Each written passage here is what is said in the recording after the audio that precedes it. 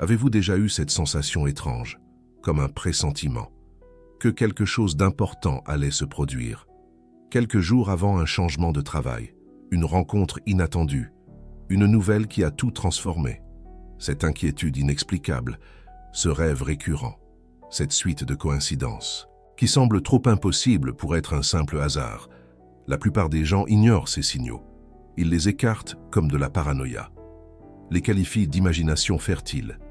Ils passent à autre chose comme si de rien n'était. Mais Carl Jung a découvert quelque chose de perturbant à propos de ces moments. Quelque chose que le monde académique a réprimé pendant des décennies. Quelque chose qu'Andrew Huberman valide aujourd'hui, grâce à la neuroimagerie, et qui va complètement changer la façon dont vous comprenez la réalité. Car ces signaux ne sont pas une illusion, ils sont réels. Et votre cerveau les détecte, avant même que vous n'ayez conscience de ce qui va arriver. En 1952, Jung a publié une étude qui a failli détruire sa réputation académique. Il l'a appelée la synchronicité, la connexion significative entre des événements qui n'ont pas de relation causale apparente, des coïncidences qui portent un poids trop lourd pour n'être que de simples coïncidences. Ses collègues se sont moqués. La communauté scientifique l'a traité de mystique. Ils ont dit qu'il avait abandonné la science pour la superstition. Mais Jung avait des données, des centaines de cas documentés, des patients qui rêvaient de mort, qui survenaient quelques jours plus tard, des personnes qui pensaient à quelqu'un quelques secondes avant que le téléphone ne sonne, des symboles qui apparaissaient lors de transformations profondes. Et maintenant, 70 ans plus tard, la neuroscience est en train de prouver que Jung avait raison depuis le début. Andrew Huberman a révélé dans des épisodes récents de son podcast quelque chose qui change tout. Votre cerveau possède un système de détection de schémas tellement sophistiqué qu'il opère en dehors de votre conscience. Il traite des millions de signaux par seconde que vous ne remarquez jamais. Et lorsque ces schémas indiquent que quelque chose de significatif est sur le point de se produire, votre système nerveux réagit. Cette sensation dans l'estomac, ce n'est pas de l'imagination. C'est votre système nerveux entérique, ce que les scientifiques appellent le deuxième cerveau, qui détecte un schéma avant votre esprit conscient. Et voici ce que personne ne vous dit. La synchronicité de Jung et la reconnaissance de schémas d'Huberman sont la même chose, vues sous des angles différents. L'un l'a décrite par la psychologie profonde, l'autre l'a validée par la neuroscience. Mais le phénomène est identique. Votre cerveau sait ce qui va arriver. Il envoie des signaux. La question est, êtes-vous attentif? Calmez-vous, parce que ce que je vais révéler maintenant est encore plus troublant. Jung n'a pas découvert la synchronicité par accident. Il l'a vécue en 1913. Il a eu une série de visions terrifiantes. Il a vu des fleuves de sang inondant l'Europe. Il a vu une destruction à grande échelle. Il a cru qu'il devenait fou. 1 an plus tard, la Première Guerre mondiale a commencé. Jung a tout documenté, dans ce qui est devenu connu sous le nom de le Livre rouge. Pendant des années, il a cru avoir perdu la raison. Mais il s'est ensuite rendu compte que son inconscient captait des signaux, que son esprit conscient ne pouvait pas traiter. Des schémas dans le comportement collectif, des tensions qui s'accumulaient, des événements qui se dirigeaient, inévitablement vers le conflit. Son cerveau avait détecté la guerre avant qu'elle ne se produise, et ce n'est pas un cas isolé. Jung a documenté des centaines de situations similaires. Des patients qui sentaient que quelque chose n'allait pas, quelques jours avant de recevoir des diagnostics médicaux. Des personnes qui évitaient des voyages, qui se terminaient en accident. Des rêves prophétiques, qui se confirmaient avec une précision effrayante. L'explication qu'il a trouvée a défié toute la physique de l'époque.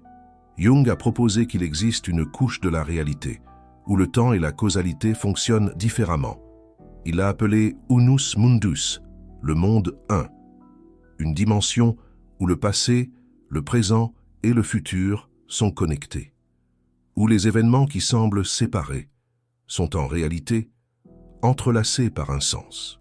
La physique quantique arrivait à des conclusions similaires, à la même époque. Einstein appelait cela l'action fantomatique à distance.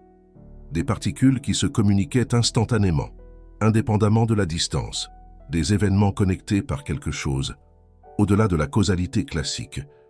Jung a réalisé que l'esprit humain avait accès à cette couche, et qu'à des moments spécifiques, cette connexion devenait plus forte, généralement, avant de grandes transformations. Mais pourquoi le monde académique a-t-il réprimé cela pendant si longtemps? La réponse est simple et troublante. Parce que si la synchronicité est réelle, toute la base de la pensée occidentale doit être revue.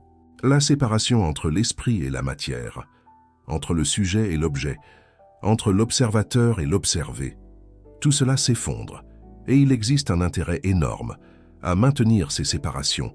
Des industries entières dépendent de l'idée que vous êtes une machine biologique prévisible, que votre comportement peut être modelé, que vos décisions peuvent être manipulées. Si vous découvrez que vous avez accès à une couche plus profonde de la réalité, vous devenez imprévisible. Et les personnes imprévisibles ne sont pas de bons consommateurs, mais la neuroscience force cette révélation à la surface. Et Huberman est au centre de cela. En mai 2024, le Huberman Lab a publié un épisode qui est passé inaperçu pour la plupart. Une interview avec le docteur Diego Bohorquez, neuroscientifique à Duke University, sur ce qu'il appelle le gut sense, le sens viscéral. Ce que Bohorquez a découvert est révolutionnaire. Votre intestin possède son propre système nerveux, avec plus de 100 millions de neurones, et ce système communique directement avec le cerveau, via le nerf vague. Plus important encore, il traite l'information de manière indépendante, et souvent plus rapidement, que le cerveau principal. Cette sensation que quelque chose ne va pas, elle vient littéralement de l'intestin. Votre deuxième cerveau détecte des schémas dans l'environnement, dans le langage corporel des gens autour de vous, dans des micro-signaux que votre esprit conscient ignore, et il envoie des alertes. La plupart des gens ont appris à ignorer ces alertes. La société moderne enseigne que la raison est supérieure à l'intuition, que les données sont plus fiables que les sensations, que les décisions doivent être prises avec la tête, pas avec l'estomac. Mais Bohorquez a montré que cette division est artificielle. Le système nerveux entérique a une capacité de traitement comparable à des zones du cerveau, impliquées dans des décisions complexes. Il n'est pas primitif, il est sophistiqué, et voici la connexion que personne ne fait.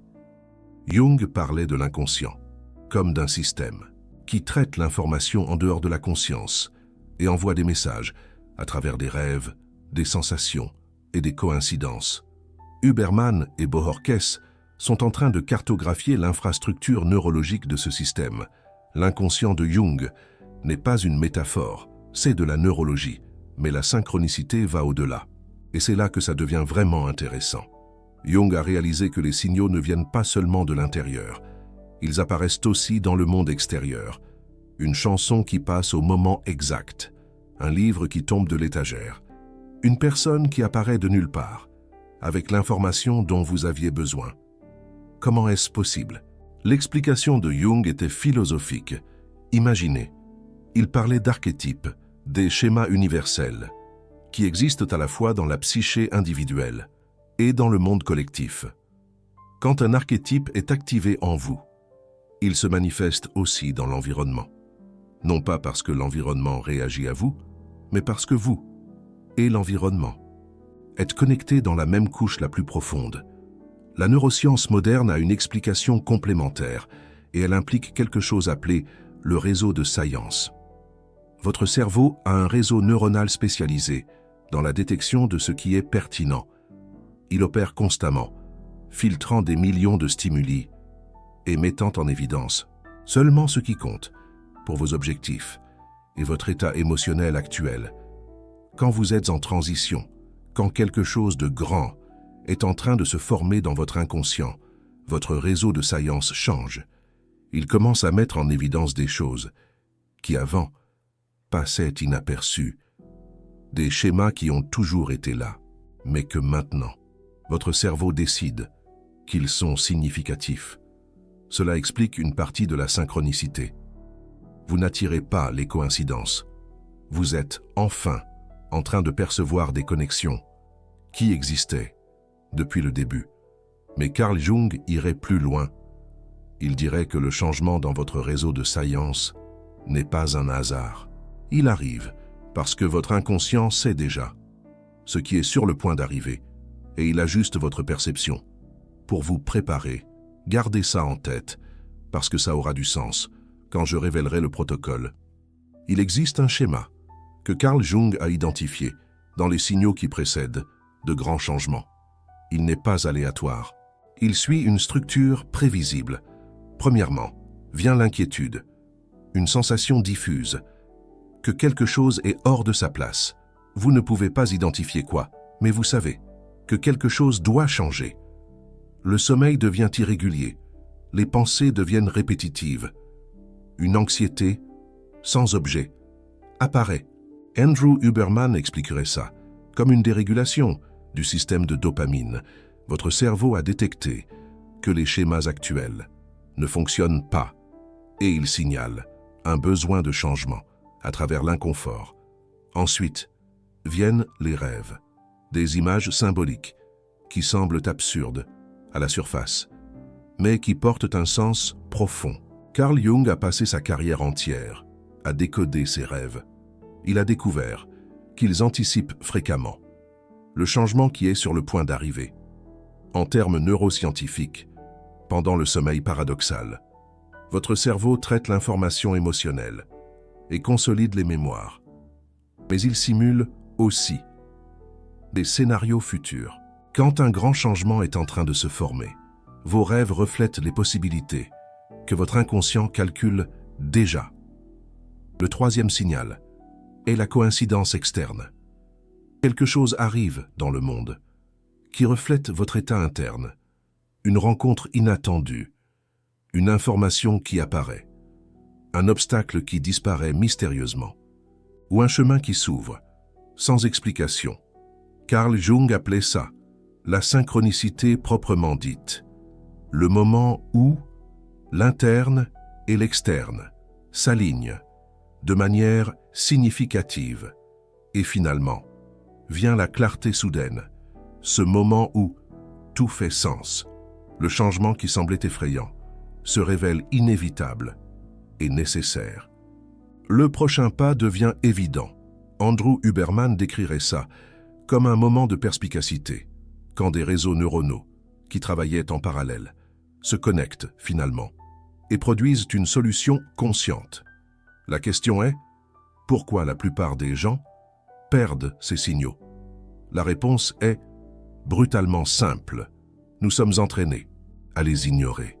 L'éducation moderne est construite sur la prémisse que la connaissance valide vient de l'extérieur, des livres, des autorités, des données. Personne n'enseigne à prêter attention aux signaux internes. En fait, on enseigne activement à s'en méfier. Combien de fois avez-vous entendu de ne pas être émotionnel ou de penser avec la tête? Ces commandes créent une dissociation entre vous et votre propre système d'orientation interne. Carl Jung a alerté sur ça. Il y a 100 ans, il a dit que l'homme moderne était en train de perdre contact avec l'inconscient et que cela aurait des conséquences catastrophiques sans accès aux signaux profonds. Les gens sont à la dérive, prennent des décisions basées seulement sur la logique superficielle, perdent des moments de transformation parce qu'ils ne prêtent pas attention. Et c'est ici que ça devient intéressant. Andrew Huberman a montré que cette dissociation a une base neurologique quand vous ignorez répétitivement les signaux du corps, comme cette sensation dans l'estomac ou cette inquiétude sans raison. Vous entraînez votre cerveau à supprimer ces canaux de communication.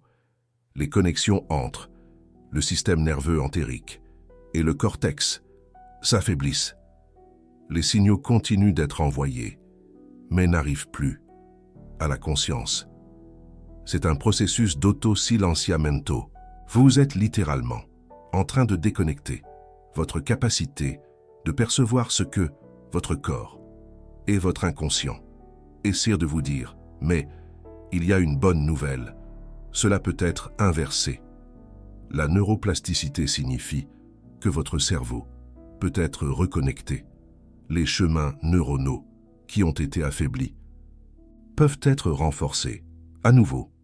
Et Andrew Huberman a passé les dernières années à cartographier exactement comment faire ça. Mais avant le protocole, laisse-moi te raconter quelque chose que Carl Jung a découvert et qui change tout. Il a perçu que les signaux deviennent plus forts à certains moments de la vie. Ce n'est pas aléatoire. Il existe un schéma. Le premier moment est ce qu'il a appelé la crise de la mi-vie.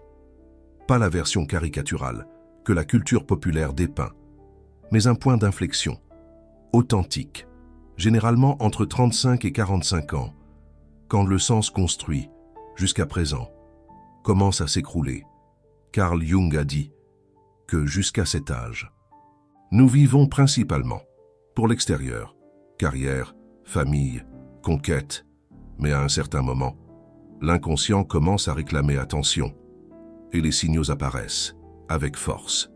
Des rêves perturbateurs, des coïncidences qui ne peuvent pas être ignorées, une sensation croissante que quelque chose de fondamental doit changer. La neuroscience moderne a validé ça de manière surprenante. Des études de neuroimagerie montrent que vers la quarantaine, des changements significatifs se produisent dans la structure cérébrale, le cortex préfrontal, responsable de la planification et du contrôle des impulsions, atteint son pic de maturation et en même temps, des zones liées à l'introspection deviennent plus actives. Votre cerveau se reconfigure littéralement pour regarder à l'intérieur. Et quand il fait ça, les signaux qui étaient en train d'être supprimés émergent. Le deuxième moment de signaux intenses est durant des périodes de stress prolongées. Carl Jung a observé que des patients sous grande pression relataient fréquemment une augmentation de synchronicité, des coïncidences qui semblaient impossibles, des informations qui apparaissaient au moment exact. Andrew Huberman expliquerait ça par l'effet du cortisol sur la perception. Quand vous êtes stressé, votre cerveau entre en état d'alerte élevé. Le réseau de science devient hyperactif, vous commencez à noter des schémas qui, normalement, passeraient inaperçus, mais Carl Jung irait plus profond. Il dirait que le stress active l'inconscient. Quand la mente consciente ne réussit pas à résoudre un problème, elle recourt à des ressources plus profondes. Et ces ressources se communiquent à travers des signaux. Le troisième moment est durant des transitions de phase. Adolescence vers la vie adulte, célibataire vers marié, employé à entrepreneur, tout passage d'un état d'identité à un autre. Dans ces transitions, les cartes internes sont en train d'être redessinées. Votre cerveau reconstruit littéralement votre représentation de qui vous êtes. Et durant ce processus, les signaux se multiplient. Carl Jung appelait cela une mort et une renaissance symbolique.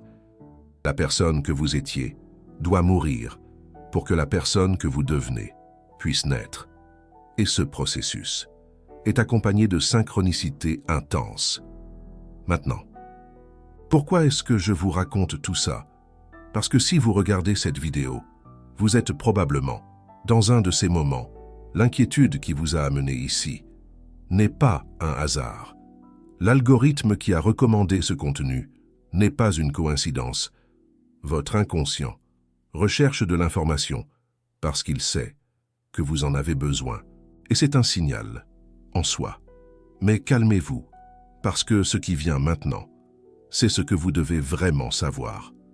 Le protocole, qui unit Carl Jung et Andrew Huberman, pour amplifier votre capacité à percevoir les signaux. Premièrement, vous devez comprendre ce qui se passe neurologiquement. Votre cerveau a deux systèmes principaux de traitement. Le système 1, rapide, intuitif, automatique, et le système 2, lent, analytique, conscient. La plupart des gens vivent presque exclusivement dans le système 2, pensant, analysant, planifiant, mais les signaux, dont parlait Jung, opèrent dans le système 1. Ils sont trop rapides pour l'analyse consciente. Quand vous essayez de les penser, ils sont déjà passés. L'astuce est de créer des ponts entre les deux systèmes, permettre que l'information du système 1 arrive à la conscience sans être filtrée par le scepticisme du système 2, Huberman, à cartographier. Comment faire cela? En utilisant ce qu'il appelle des états liminaires, des moments de transition entre la veille et le sommeil, entre l'activité et le repos, entre le focus et la diffusion. Dans ces états, les barrières entre les systèmes deviennent perméables, l'information circule plus librement et les signaux, qui normalement seraient supprimés, réussissent à émerger. Le protocole a 4 phases. Phase 1, juste au réveil. Dans les premières minutes, après le réveil, vous êtes encore, partiellement, dans l'état de sommeil. Le cortex préfrontal, le portier, qui filtre ce qui entre dans la conscience, n'est pas encore totalement en ligne. Huberman recommande d'éviter les stimuli externes dans ce moment. Pas de téléphone portable, pas de nouvelles, pas de courriel. Ces stimuli activent le système 2 et ferment la fenêtre. Au lieu de cela, restez allongé pendant quelques minutes. Permettez que les images et les sensations du sommeil, encore présentes, se manifestent. Jung appelait cela l'imagination active, appliquée aux rêves. Si vous avez rêvé, essayez de le récupérer. N'analysez pas encore. Observez seulement. Notez les images, les émotions, les symboles. Notez-les, si possible, même s'ils vous semblent sans signification. Des études montrent que la mémoire des rêves se dégrade rapidement après le réveil. Si vous attendez plus de 10 minutes, une grande partie du contenu se perd. Mais si vous le capturez, dans ces premiers moments, vous préservez un matériel valable. Jung passait chaque matin à enregistrer ses rêves. Il considérait cela aussi important que n'importe quelle autre pratique de connaissance de soi. Phase 2. La pratique du silence matinal. Après avoir enregistré vos rêves, Huberman recommande une période de silence avant de commencer les activités. Ça peut être de la méditation formelle. Ça peut être simplement s'asseoir en silence. L'important, c'est de ne pas ajouter de stimuli durant ce silence. Votre réseau de mode par défaut s'active. Ce réseau est responsable des pensées spontanées, des connexions inattendues, des insights créatifs. Et c'est aussi le réseau qui traite l'information inconsciente. Jung aurait expliqué cela comme ouvrir l'espace pour que l'inconscient parle quand vous arrêtez de bombarder votre esprit avec de l'information externe. Il commence à traiter ce qui est déjà dedans et des signaux émergents. 10 à 20 minutes sont suffisantes. Pas besoin de plus. La constance importe plus que la durée. Phase 3. Attention au corps. Tout au long de la journée, vous vous souvenez du professeur Dubois et de l'intuition viscérale. Votre corps envoie constamment des signaux, mais la plupart des gens vivent tellement dans leur tête qu'ils ne les perçoivent pas. Le protocole est simple. Plusieurs fois par jour, arrêtez-vous pendant 30 secondes et faites un scan corporel. Commencez par les pieds et montez jusqu'à la tête. Notez toute tension, toute sensation, tout inconfort. Pas besoin de faire quoi que ce soit avec l'information. Notez juste. Ce simple acte de noter fortifie les connexions entre le corps et l'esprit conscient. Avec le temps, vous allez commencer à percevoir des schémas. Certaines personnes causent une tension dans la poitrine. Certaines situations crée un nœud dans l'estomac. Certaines décisions génèrent une sensation d'expansion ou de contraction. Ce sont des signaux. Votre système nerveux entérique vous donne du feedback. La question, c'est « Est-ce que vous écoutez ?»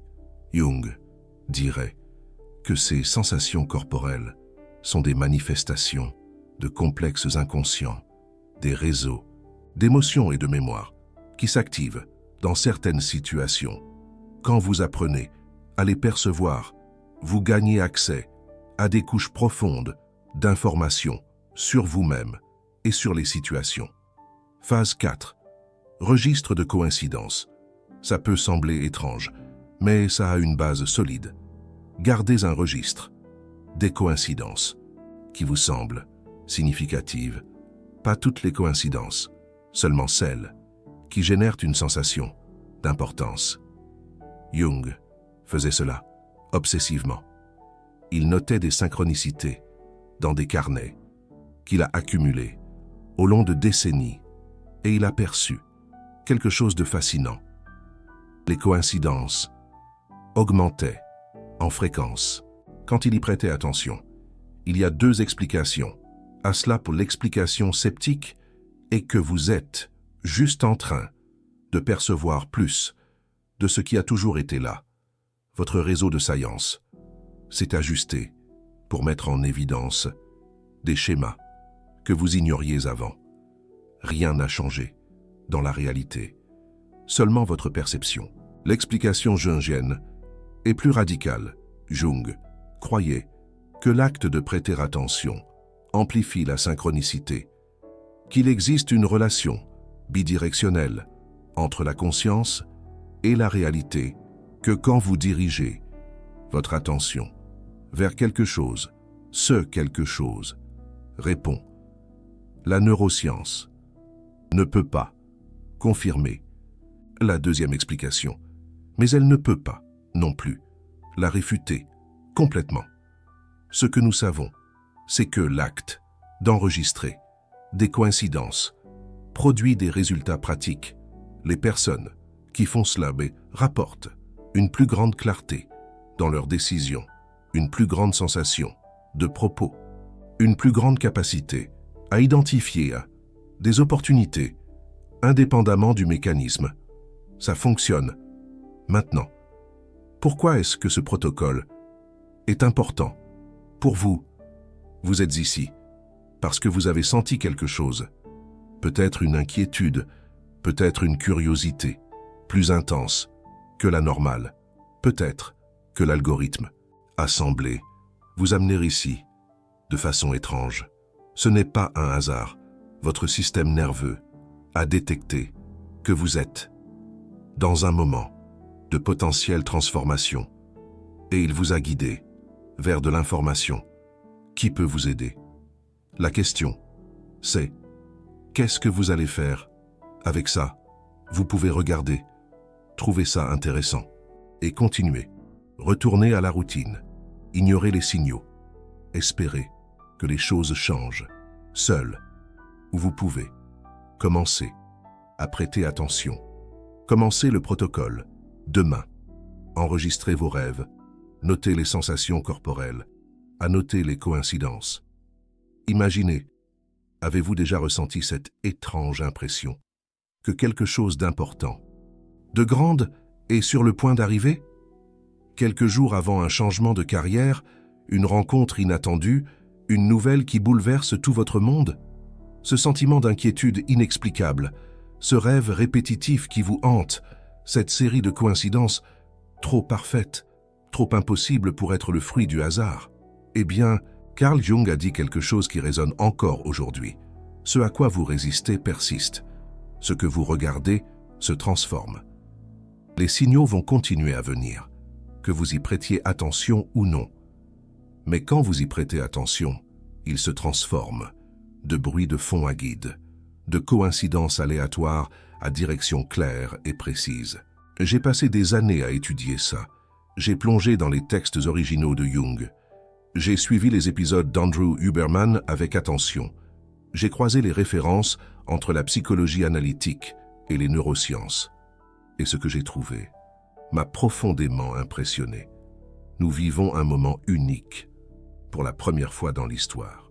Nous avons des outils scientifiques pour valider ce que la sagesse ancienne a toujours su, que la mente consciente n'est que la partie émergée de l'iceberg, qu'il existe une intelligence plus profonde qui opère, et qu'elle communique à travers des signaux. Mais cette information est encore marginalisée. Le monde académique traite la synchronicité comme de la pseudoscience. Les protocoles d'Huberman sont présentés sans leur base jungienne. Les connexions sont délibérément obscurcies. Pourquoi? Parce que si tout le monde savait ce que vous venez d'apprendre, la société changerait. Les gens s'arrêteraient pour écouter leur intuition au lieu de suivre des scripts externes. Les gens prendraient des décisions basées sur des signaux internes au lieu de la pression sociale.